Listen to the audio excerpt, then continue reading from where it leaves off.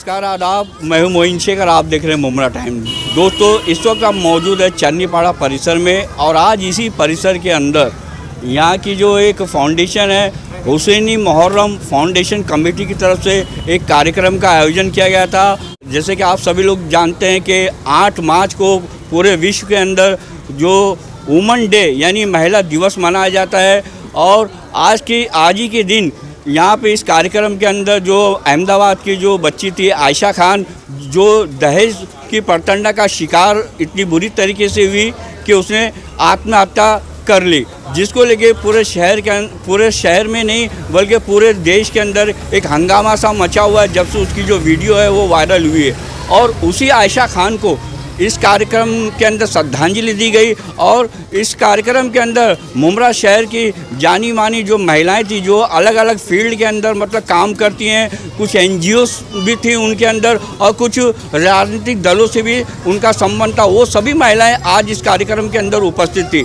और उन सभी लोगों ने इस कार्यक्रम के अंदर उपस्थित होकर जो आयशा खान थी उसको अपनी तरफ से श्रद्धांजलियाँ अर्पित की। और इसी विषय के ऊपर बात करने के लिए हमारे साथ यहाँ पे मौजूद है शिवसेना मुस्लिम संघ के जो थाना जिला अध्यक्ष अनवर कच्ची साहब, उनसे हम बात करेंगे और जानने की कोशिश करेंगे कि जिस तरीके से हमारे देश के अंदर ये जो दहेज की जो प्रथा है ये आम होती जा रही है और ना जाने ऐसी कितनी आयशाएँ अब तक का इस दहेज की भेंट चढ़ चुकी है। आइए देखते हैं इस दहेज प्रथा को लेके अनवर कच्ची साहब का क्या कहना है। अनवर भाई, क्या कहना चाहेंगे?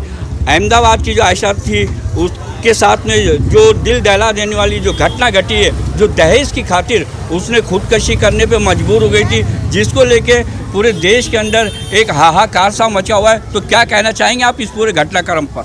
अस्सलाम वालेकुम, नमस्कार। सबसे पहले तो आप हमारे इस कार्यक्रम को कवर करने इसके लिए आपका शुक्रिया।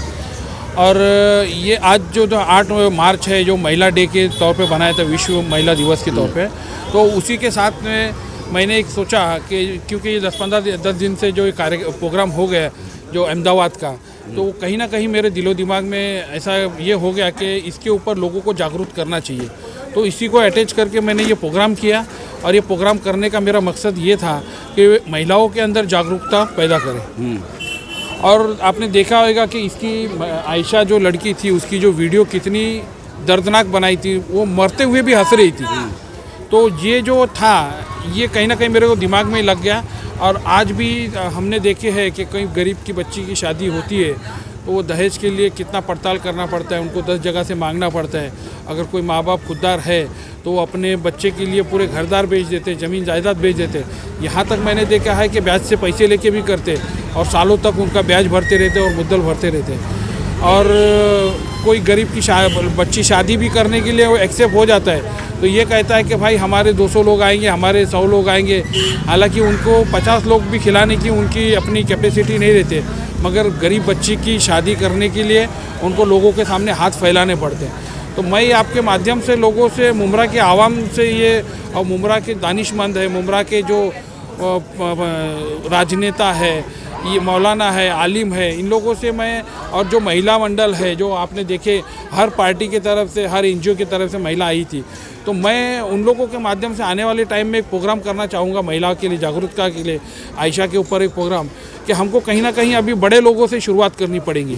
जो दानिशमंद है अपने शादी के अंदर इतना बच्चियों को देते हैं, गाड़ी देते, बंगला देते, लोगों को खाना खिलाते हज़ारों लोगों को, तो कहीं ना कहीं इसके लिए हमको इसको स्टॉप करना पड़ेगा। हाँ, अब आप सल्लल्लाहु अलैहि वसल्लम ने भी ये कहा है कि शादी के अंदर खाना नहीं होना चाहिए, ये सिर्फ निकाह मस्जिद में होनी चाहिए। मगर आज हमारे यहाँ पे शादी इतनी मुश्किल हो गई है कि जो एक वक्त कहा जाता था कि निकाह आसान होनी चाहिए और जिना मुश्किल होना चाहिए, मगर आज ऐसा हो गया कि जिना आसान हो गया है और निकाह बड़ी मुश्किल हो गई है। तो अनवर, कहीं ना कहीं आपका कहने का मतलब ये कि ये जो दहेज की प्रथा है इसको बंद होनी चाहिए, आपका यही मतलब है ना? मेरा बोलने का मतलब ये है कि निकाह के अंदर जो खाने के रिवाज है, जो गरीब के गरीब है, सोफा, पलंग, टीवी, वॉशिंग मशीन, ये सब देते, तो ये हमको दहेज की प्रथा है वो हमको ख़त्म करनी पड़ेगी। मैं ये नहीं कहूँगा कि लड़के वालों के लिए बोल रहा हूँ, देखो हर किसी के घर में लड़के हैं, हर किसी के घर में लड़की है, तो कहीं ना कहीं हमको शुरुआत करनी पड़ेगी। ये शुरुआत करने से जो बड़े लोग अगर शुरुआत करते तो गरीबों के लिए भी होएगा। और ये जो काम है ये हमारे मस्जिदों से होएगा, चाहे कोई भी मस्जिद हो, चाहे शिया हो, सुन्नी हो, 24 हो, LADC हो, इसका कोई मतलब नहीं, मगर ये काम हमको मस्जिदों से करना पड़ेगा। और आने वाले टाइम में मैं ये प्रोग्राम करने वाला हूँ जिसके अंदर हर सियासी जमात का भी लोग रहेंगे और हर मज़हब के लोग रहेंगे और हर फ़िरके के लोगों को लेके और महिलाओं को लेके मैं ये कार्यक्रम करना चाहूँगा कि कहीं ना कहीं हमको मस्जिदों में बयान करना पड़ेगा और ये आयशा का किस्सा ये हमको बताना पड़ेगा। और मैं ये कहूँगा कि दूसरी आयशा इस राह पर नहीं जाए। अनवर भाई, जैसे कि आप भी अच्छी तरीके से जानते हैं कि हमारे देश के अंदर महिला सशक्तिकरण की बात होती है, महिला के उत्थान की बात होती है, महिला की सुरक्षा को लेकर बात होती है, लेकिन ये बातें जो है कोई मानी नहीं रखती है, क्योंकि आज महिला दिवस है, आज इसको मनाया जा रहा, पूरे विश्व के अंदर मनाया जा रहा, भारत में भी कई जगहों पे मनाया जा रहा, लेकिन ये केवल एक दिन तक का ही ये महिला दिवस सीमित होकर रह जाता। और ये जो महिला सुरक्षा, महिला उत्थान और महिला जो सशक्तिकरण की बात है वो केवल बस एक ढकोसला ही लगता है आज की तारीख में। तो क्या लगता है कि आने वाले दिनों के अंदर जो भारत सरकार है उसको कुछ ऐसे कड़े कानून नहीं बनाना चाहिए जो महिलाओं के प्रति जो अत्याचार होता है उसको रोकथाम करने के लिए?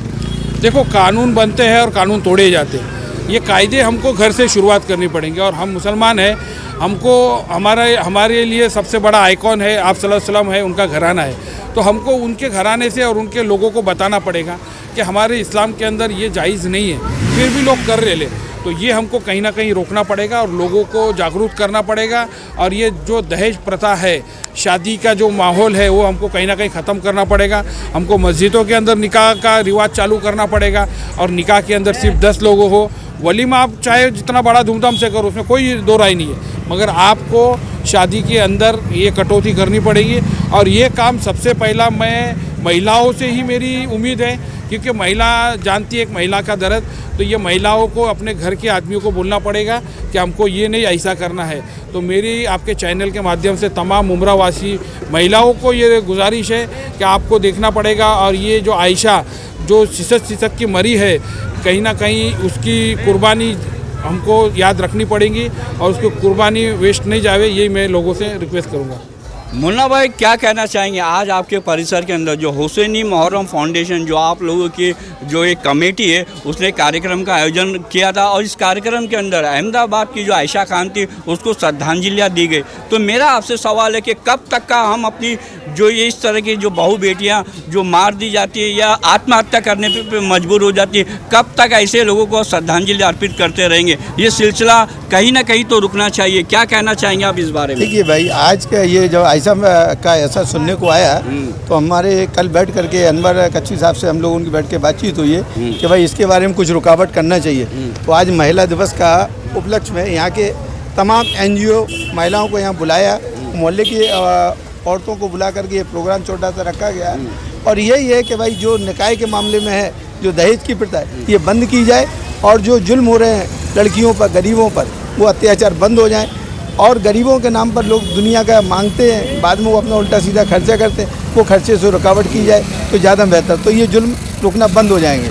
और आने वाले वक्त में जैसे हमारे अनवर भाई बोल रहे हैं कि मैं एक बहुत बड़ा प्रोग्राम और रखने वाला हूँ जिसमें दुनिया के यहाँ के समाज सेवक भी आएंगे और महिला मंडल को लेकर के इसके आगे और कार्रवाई करेंगे।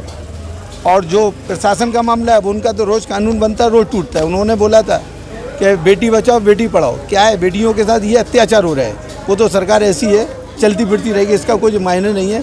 लिहाजा हमारे इस्लाम में जो बताया गया है, हमें अपने आप को खुद में तैयार हो करके अपने मौलाना से बात करके और मस्जिद में बैठ करके निकाह पढ़ाया जाए और उनसे कहा जाए कि भाई मेहर है, ज़्यादा से ज़्यादा बांधा जाए लड़कियों का, जिससे कि लड़के वालों को एहसास हो जाए कि मेहर ज़्यादा बांधा है तो उसका अत्याचार नहीं होंगे। शायद मेरी सोच तो ये है। और जो भी जैसे अनवर भाई ने बताया कि वलीमा जोड़ तोड़ से करें तो वो अपने घर में कर सकते हैं, मगर गरीब लड़की 4 आदमी आप अपना निकाह पढ़ाओ और शरबत पे लेके चले जाओ, बस इसके आगे मैं कुछ नहीं बोल सकता। तो दोस्तों, जैसे कि अभी आप लोगों ने देखा कि आज यहाँ चन्नीपाड़ा परिसर में जो महिला दिवस के अवसर पर एक कार्यक्रम का आयोजन किया गया था और इस कार्यक्रम के दौरान जो अहमदाबाद की जो आयशा खान थी जिसने आत्महत्या कर ली थी, जिसका वीडियो सोशल मीडिया पे काफ़ी वायरल हुआ था और जिसके चलते पूरे देश के अंदर एक हंगामा सा बर्पा हो गया था। आज इस कार्यक्रम के अंदर उसी आयशा खान को श्रद्धांजलि दी गई और साथ ही यहाँ पे जो महिलाएं आई थी अलग अलग वर्ग से, उनका भी सम्मान और सत्कार किया गया। इसी के संबंध में जब हमने शिवसेना मुस्लिम संघ के जो थाना जिला अध्यक्ष अनवर कच्ची साहब और यहाँ के जो सोशल वर्कर है मुन्ना भाई, उनसे जब इस विषय पे बात की तो उन सभी लोगों का यही कहना था कि ये जो दहेज की जो प्रथा है, जिसके चलते एक आयशा ही नहीं,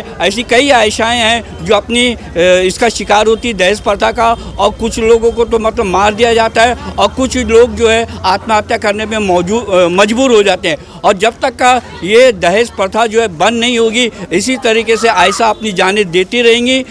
और सरकार को भी चाहिए कि दहेज के चलते जो लोग महिलाओं को टॉर्चर करते उनके खिलाफ कड़ी कार्रवाई करनी चाहिए और इसके लिए एक कड़क कानून भी बनाना चाहिए। कैमरा में रिजवान शेख के साथ मैं मोइन शेख, मुमरा टाइम्स के लिए।